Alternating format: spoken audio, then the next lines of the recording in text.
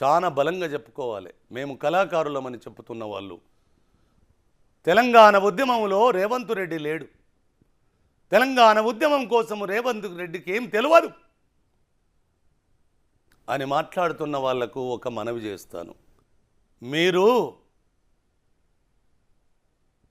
తెలంగాణ ఉద్యమంలో అన్ని తానయి వెలుగొందిన మీరు ఇవ్వనికి ఏం చేసిండ్రురా? మరి ఏం వెలుగబెట్టిండ్రు, ఏం పొడిచిండ్రు? మరి మీరు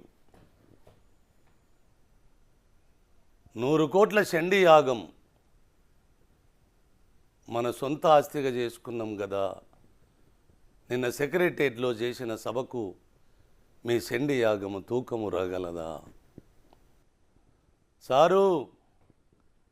సారు సయాన కవి కదా అని నలుగురు పొగిడితే నిజంగా నేను కవినే అని 100 కోట్లు పెట్టి తెలుగు ప్రపంచ మహాసభలు చేశారు కదా.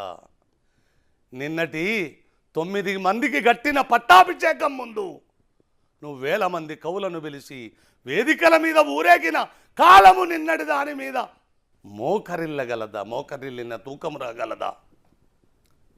సత్యాలు మాట్లాడితే చాలా కటువుగా ఉంటుంది నాగేష్. ఏది చేసినా మీ చుట్టే తెంపుకున్నారు, ఏది చేసినా మీ కుటుంబం చుట్టే తెంపుకున్నారు, ఏది చేసినా మీ కులము చుట్టే తెంపుకున్నారు, ఏది చేసినా మీకు భజన మండలి ఉన్న వాళ్ళని అందలా లెక్కించుకున్నారు.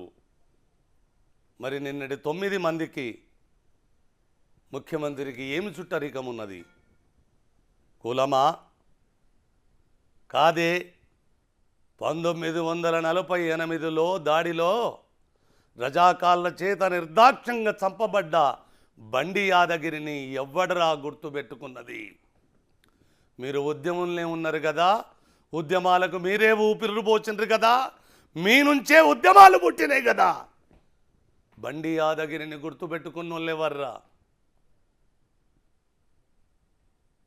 రారా అంటే మీకు అంత అహంకారమే. వెనక్కి నిజంగా మీ విధానమే నాకు అహంకారమురా. రానపోతే నాకు బుద్ధి తీరదు. మరి గూడాంజన్న కూడా చెప్తాను.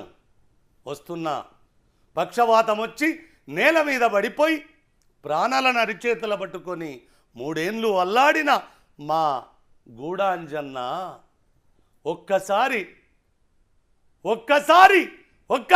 శ్రీ కల్వకుంట్ల చంద్రశేఖర్ రావును చూసి చనిపోదామని అల్లాడిండు కదరా.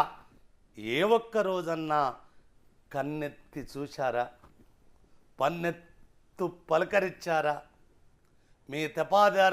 మీ తపేదారులు పోయి